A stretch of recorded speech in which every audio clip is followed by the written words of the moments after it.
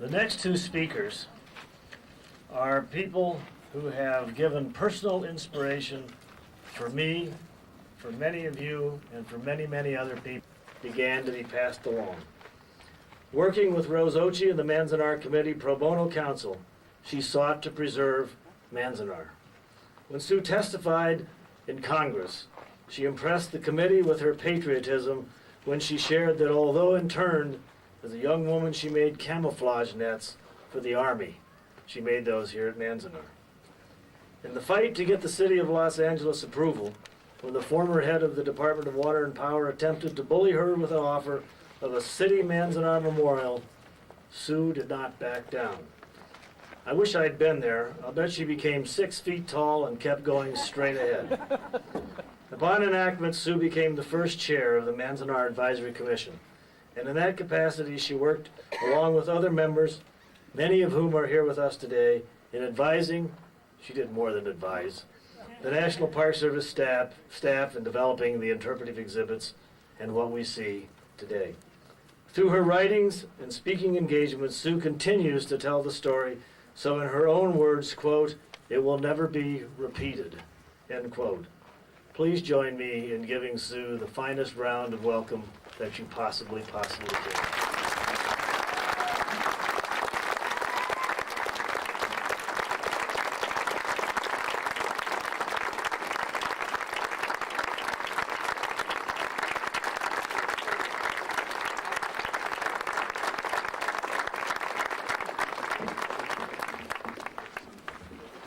Thank you very much for that very nice introduction, John.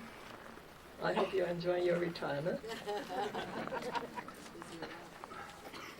Well, I wrote a long speech, but I forgot it at home, so I'll try to remember what I was planning to say.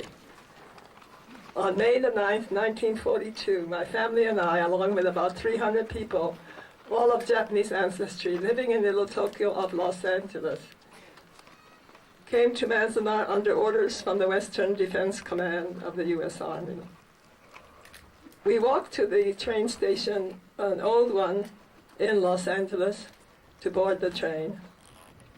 It took us about 8 hours to get to the Lone Pine train station.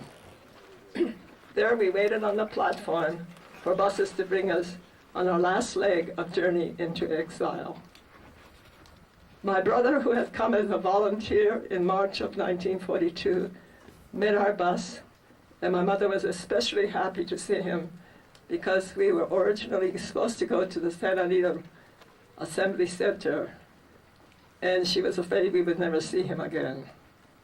We went through a large building, registered, got a cursory medical examination, a tetanus shot, and then out the door.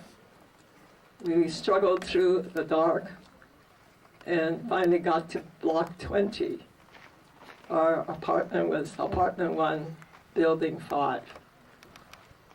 When we walked in, it was a room 20 by 25 feet with canvas, army cots, and mattresses filled with hay. My mother sat down on one of the cots and said in Japanese, "Ma konna toko ni," loosely translated meaning a place like this. That's all I remember of the first night. Our luggage is still on the train. I don't remember whether we had dinner, whether we were able to wash up or sleep in our clothes or in our night clothes. 27 years later, I came back to Manzanar with a group of young student and community activists who declared that this was their first Manzanar pilgrimage. But for 2 Issei ministers, 1 Christian and 1 Buddhist, it was their 25th year. It was the coldest day in Inyo County. The national media was there, NBC, and CBS brought a young third-generation reporter named Trisha Toyoda. In the week that followed, people called me to tell me they had seen me on national TV. But the Japanese-American community was very disturbed by the publicity. And several people came up to me and said, in no uncertain terms, don't bring up the past and don't talk about the camps. Well, today, 35 years of our pilgrimages, and 2 weeks to 62nd anniversary since I first arrived in Manzanar. We have lots of voices in this beautifully restored auditorium. The exhibit, which is stunning, a first-rate interpretive center, which is now under the jurisdiction of the National Park Service. I would like to tell you a story before I end. About 5 years ago or so, Yayako Yokoyama flew from Hawaii to a small town in Italy to dedicate a plaque and a statue to her brother, PFC Sadao Munemori, who received posthumously the Congressional Medal of Honor for sacrificing his life for his buddies in the foxhole. She brought back with her some Italian soil and said she wanted to come to Manzanar when the grand opening was held so she could bring the soil to Manzanar. Unfortunately, a year and a half ago, she passed away with leukemia. Several days ago, I received a tiny little vial from her daughter in Connecticut, asking me to bring the soil to Manzanar. So here it is. I would like to give this to the National Park Service, and if possible, put it into the exhibit where Sadao's photograph is. People ask me why it's important to remember and keep Manzanar alive with this interpretive center. My answer is that stories like this need to be told, and too many of us have passed away already without telling our story. The interpretive center is important because it needs to shout to the world that America is strong as it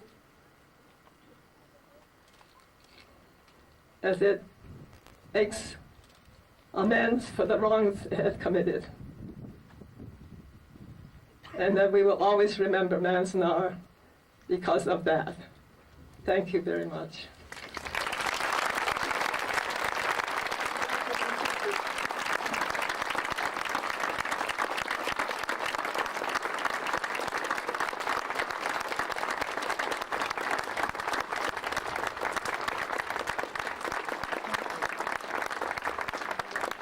I would like to present the Certificate of Appreciation from the Manzanar Committee to Frank Hayes for his staff. Certificate of Appreciation to the National Park Service staff of the Manzanar National Historic Site, Manzanar, California, from the Manzanar Committee. Our deepest gratitude and thanks for your commitment to the protection and preservation of Manzanar. April 24th, 2004.